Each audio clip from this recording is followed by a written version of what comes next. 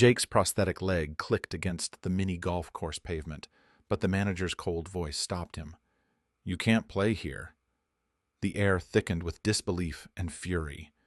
How could a simple game turn into a battlefield of dignity? But what happened next will shock even those who thought they'd seen everything. But first, let's go back to the beginning. Jake stood frozen for a moment, the weight of Tom's words crashing down harder than any battlefield blast.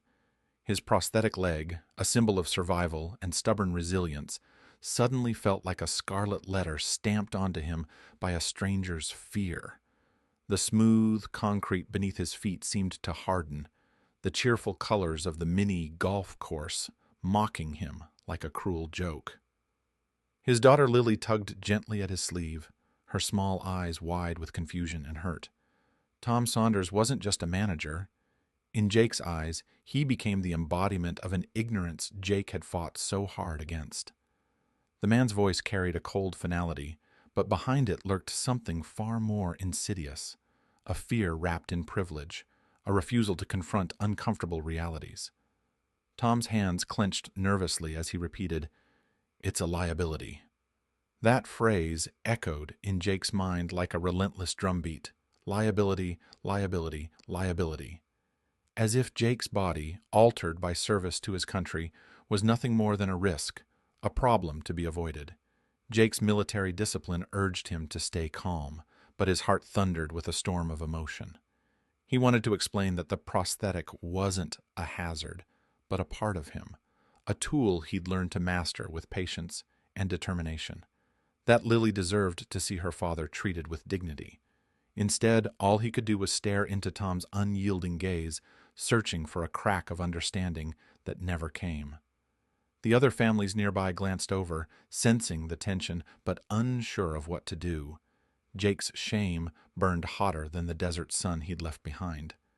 The manager's posture was defensive, arms folded, jaw tight, as if this confrontation threatened the fragile peace of his business more than the affront to a wounded veteran. Tom's fears of lawsuits and bad press weren't baseless in his mind, but they revealed a failure to see the human beneath the prosthetic. He was a man who'd never had to face a war, yet he was deciding who could and couldn't participate in a simple childhood joy. His refusal was less about rules and more about a refusal to bend, to accommodate, to show empathy. Jake's voice finally broke through the thick silence, steady but charged. "I fought for this country, for people like you to have freedom. I'm not asking for a handout. I'm just asking for a chance to play with my daughter." His words hung between them, heavy and uncompromising. Lily's small hand gripped his tightly, her face trembling as she looked up at the man who had just shattered their day. Inside Jake, a quiet fury ignited. Not the reckless rage of battle, but the burning fire of injustice.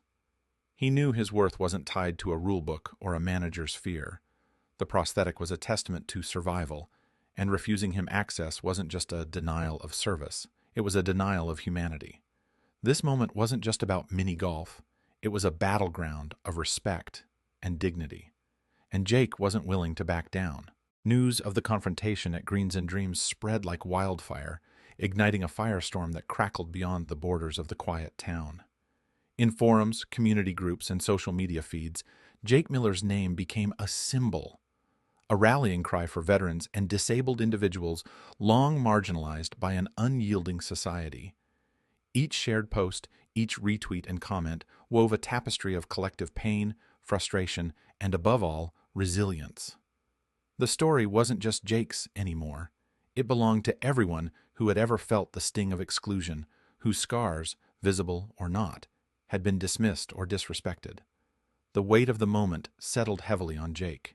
He wasn't just confronting a single manager's prejudice. He was bearing the silent burden of countless veterans who had sacrificed more than most could fathom, and yet returned to a world unwilling to accommodate their wounds. The physical pain from his injury was sharp and constant, but the emotional ache, the invisible wounds of rejection, isolation, and invisibility were far heavier. It was a pain that struck deeper than any battlefield blast, a gnawing ache that whispered of battles still to be fought in everyday life. But amid the swell of collective grief, a spark of hope began to flicker. When the regional Paralympic mini-golf team reached out, it wasn't just a gesture of goodwill, it was a powerful declaration of defiance and dignity. Led by Sarah Kim, a coach whose own life was defined by a relentless pursuit of excellence, despite physical challenges, the team's response was a masterstroke of solidarity. Sarah's voice, calm yet resolute, carried the strength of someone who knew the terrain of exclusion intimately and had chosen instead to carve paths through it. Their decision to lease Greens and Dreams in its entirety transformed the narrative. The mini golf course, once a site of rejection, was reclaimed as a sanctuary of possibility and inclusivity. It was no mere protest, it was an investment in visibility and opportunity. The season-long lease was a statement etched in action. Spaces must adapt to people, not the other way around. Accessible ramps replaced restrictive barriers. Tactile guides and widened pathways invited athletes with diverse needs to move freely and confidently. The course was reimagined as a training ground where ability, not limitation, was the defining feature. This transformation resonated beyond the bounds of sport. For Jake and others, it became a beacon, a tangible symbol that society could evolve, that old fears could be overcome with courage and compassion. The community's support coalesced around this new chapter, turning outrage into momentum. Fundraisers sprang up, local businesses pledged sponsorships, and families who had never considered disability before found themselves connected to a shared cause. The act of leasing the course was more than a practical solution. It was a narrative of empowerment. It challenged assumptions about profitability and inclusivity, proving that accessibility was not a burden, but a catalyst for growth and unity. Athletes trained with fierce determination, their triumphs inspiring a town that had witnessed too much pain and too little progress. In the midst of what had seemed an ending, a new beginning took root, one where the scars of war and hardship could coexist with the promise of community, respect, and hope. The weight of pain was undeniable, but it was matched and eventually eclipsed by the rising tide of courage and change. The day Tom Saunders stood before a crowded room at the town hall, the weight of weeks past hung heavily in the air. Faces filled every seat, veterans with worn hands, parents clutching children's hands, activists armed with banners, and townsfolk who had found their voices through the collective roar of justice. This was more than a meeting, it was a reckoning. Tom's voice trembled slightly as he spoke, the edges of his apology raw yet genuine. "I was wrong," he admitted. "I let fear and ignorance blind me. To Jake, to all veterans, and to every person who has ever felt unwelcome here, I'm sorry." The apology wasn't a quiet concession, it was a public vow that Greens and Dreams would transform. Concrete promises followed, plans to retrofit the course with ramps wide enough for wheelchairs and prosthetics, tactile maps for visually impaired players, and adaptive equipment designed specifically for athletes of all abilities. Tom pledged ongoing partnerships with veterans groups, ensuring the course would not only welcome but celebrate those who had sacrificed for their country. This was no longer just a recreational space. It was becoming a symbol of inclusion, resilience, and community renewal. As the first day of the Paralympic mini-golf season dawned, the air was thick with anticipation and pride. Jake stood at the tee, the afternoon sun casting long shadows across the freshly adapted greens. His prosthetic leg, once the source of exclusion, now felt like a badge of honor. Around him, athletes with a spectrum of disabilities moved with fluidity and determination, their skill evident in every precise stroke and confident putt. The community gathered, applause rising with each hole conquered, every near miss and triumphant putt. This was a celebration of ability, spirit, and the unyielding power of solidarity. Jake's smile that day was different. It was not just the simple joy of a game well played. It was a declaration of victory over adversity, a reclaiming of dignity that had been challenged but never broken. His eyes met those of Lily, who stood nearby, clutching his hand with wide admiration.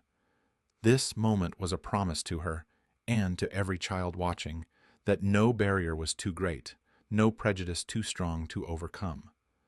The transformation of Greens and Dreams reverberated far beyond the town's borders. News outlets picked up the story, shining a spotlight on the power of community action and the tangible change born from courage and unity. Towns miles away took note, inspired to examine their own spaces and confront their own exclusions. The ripple effect was profound, sparking conversations about accessibility in schools, workplaces, and public venues across the region. For Jake, the journey had begun with a painful refusal, but had culminated in a triumph that transcended mini-golf. He became an unexpected leader, a beacon for veterans and disabled individuals alike, advocating for rights that extended beyond physical spaces into respect, recognition, and equality. His experience illustrated that true strength was not just surviving hardship, but using that survival as a platform for transformation. That afternoon at Greens and Dreams, the greens themselves seemed to pulse with new life, not just turf and putters, but with stories rewritten, wounds healed by community care, and futures forged by collective resolve. Jake's swing echoed across the course, a rhythmic beat marking the end of exclusion and the dawn of a more inclusive tomorrow. In that moment, the course was more than a game. It was a testament to hope restored and justice realized.